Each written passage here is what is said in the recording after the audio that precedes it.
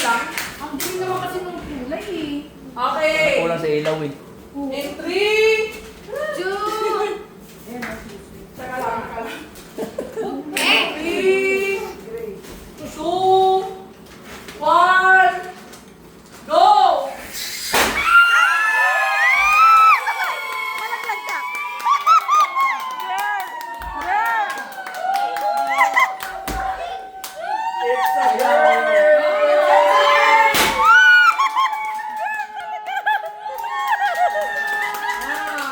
Panalo kami! Panalo kami! Ay, yung cellphone ko! Aray ko! Oh, yung cellphone ko! Ano ka ba? Sila marutan. Ang usok. Message. O message na ni, ayun na, message ka na ulit ni. Okay, message naman from the couple. Congratulations. Buksan mo na niya. Sabi ni ate. Panalo kami! May kakampi na kami, babae. Message. Kayong dalawa. O, di ba? Ikaw ayaw. Kaya mo yan. Malakas ko. Tama. Dapat hindi talaga sa kulog. Ano? Sana doon. No? Talaga. Kulay, ano ka na locker? Okay, go, go. Si Go, go, go. Hindi makapaniwala, sabi niya, sabi niya, kabababa. Ay, thank you po sa lahat na umaten, kahit ang layo po yung venue natin. Thank you lang, nabigyan tayo ng chance na rin to ma-celebrate yung gatong party. Thank you po sa participation sa cooperation. Tapos, sobrang thank you kay Ninya. Kasi, nung una talaga hindi namin alam yung gagawin. Ang initial plan lang talaga namin is pag-uwi ng Pinas, mag-celebrate lang tayo with family ko, tapos family niya. Tapos yun, naisip namin na nag-host si Nina ng event organizer siya. Kaya pinili namin mag-host siya ng party na to, kaya nagkaroon na ng gender reveal. Nagutom na nga siya, oh. Ayun. Kung wala siya, walang ganitong organize ng party talaga. So yun, si Chris na lang bahala sa'yo. Wala akong your out. Gutom na yung oh. Tapos about naman sa baby, ang gusto talaga namin yung baby girl talaga. Yes. Kasi pag nagpupunta kami sa mga mall, natutuwa kami sa mga baby girl na damit, mga gamit. Tsaka sa side ko kasi, yung first na dalawang apo, lalaki. Puro lalaki na. Kaya kung bigyan ng babae naman yung parents. Tapos, nag-blue lang ako para in case isawin lang sa amin ano tumama. Tapos, about naman sa story ng baby, ikwento ko pala ng baby ginawa ko. Sabi mo babae. Ayun, so pagsunod ko kay Prince, ayan, ang plans ko talaga, magtitik ako ng haad exam, ng pang-nurse. Hindi talaga ang plan. Nag-review na ako nun. Tapos, hindi talaga expected na ganito kaaga. kung ilang buwan ako dun sa UAE, ganun din yung buwan ng tiyan ko.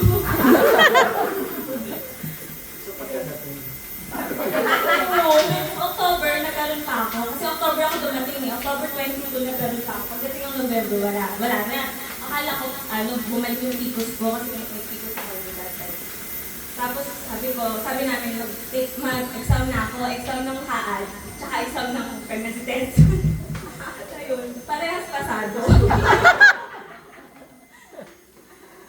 Blessing naman. Tapos yun, nag-decide na kami magpa-ultrasound nung 7 weeks na ako. Tapos yun, na-confirm na may baby sa loob. Tapos sa second check-up ko, medyo pinag-alala pa kami.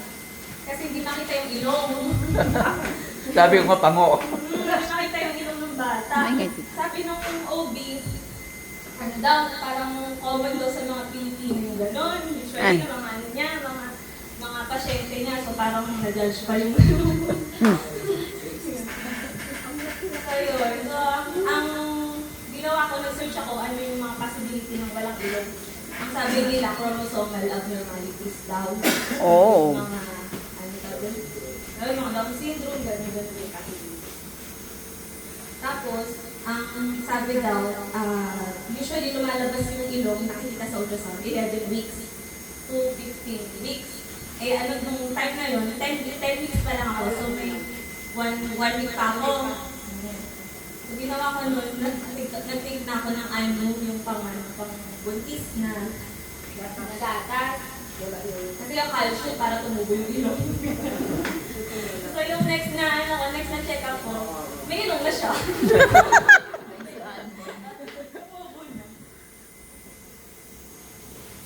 Tapos yun. Ay, gusto ko lang mag-thank you sa asawa ko yun. Kasi, sa patience and support. Na. Sa patience and support na nabibigay niya sa akin.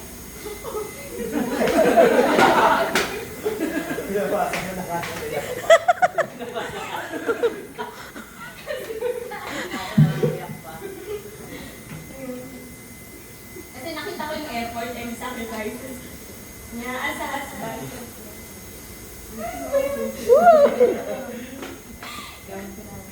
Ano, parang hindi pala biro yung magkaroon ng asawang buntis.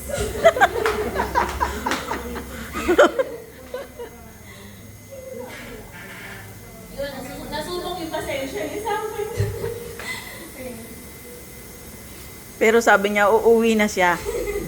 Nanay, uwi na ako dyan. Sabi, Sabi, kasi ako Saka may sinabi daw sa'yo, no, sabihin mo kay Chris, pasensya ka na, ikaw humingi na pasensya kasi nagkaganyan ka. Na, yung parang masungit ba, dahil sa nagdadalang tao ka. ako naman, Pasensyahan ka na lang. iba naman yung tinext ko sa'yo, di ba? Kay Chris. So, yun, challenge talaga. Kasi nasa ibang bansa kami, tas dalawa lang kami. Sabi niya, uuwi na daw siya. Layo-layo. Sabi ko, layo-layo mo, uwi ka. Pero doon naman din kasi makikita kung gano'ng kakamahal ng asawa mo. Kasi kaya ka naiintindihin, kahit tinitindihin yung sarili. Ayun, so yun, excited na kami sa baby. Let's pray na lang po na maging normal. Tsaka, healthy siya. Oo naman. Marunong ka eh kung anong kinakain mo yun. Go, ikaw naman. Pasensya, medyo pausan. 10 days na. Kasi medyo ano sa trabaho, mabigat. So yun nga, hindi ko rin, kung sa kwento pa lang, hindi ko inaasahan din na, initially wala talaga akong balak doon na magkaroon ng GF sa, yung wala pa akong work. So plano ko talaga, lilipad muna ako sa UAE para i-compose ko yung sarili ko. So syempre get over ako ng depression for 3 years. So I've been fighting all over Luzon, solo lang. Oh my God. So yun, itong place na to, isa sa mga naging refuge ko noon habang nagpo-bike ako. Napuntahan mo na to. Napuntahan ko to. So lahat ng mga nakikita yung place dyan, ng mga malalaya na bike. Ay, kaya. So, hindi ko rin na-expect na makakilala ko tulad ng ni Lori kasi ang plano ko Oo, mabot ka kung saan-saan eh. Alin ko yung sarili ko, ayusin ko yung sarili ko, mag-ipon. Talagang ang pagpunta ko ng UAE kahit na wala pa si Lori, sobrang tipid ko talaga, sobrang hindi ko inamin yung sarili ko sa gastos. Pero nung dumating ko, syempre nagbago, syempre kailangan natin kasi kasuhin ko yung mga couples o yung mga sufferings na binahanas mo, hindi mo lang papadala sa partner. Kasi hindi ko rin inaasahan na magkaka-baby ako. Syempre, lagi akong stress. May mga times na lagi akong puyat. Lagi pang puyat yan ha? Lagi pang stress yan ha? Oo, yun. Yun nga, nagkaroon ng kasi parang inano ko yung planning palagi, lagi kong nire-revise yung ganito, base sa mga nangyayari, sa mga yung magkano kinikita, gano'n, mga situations.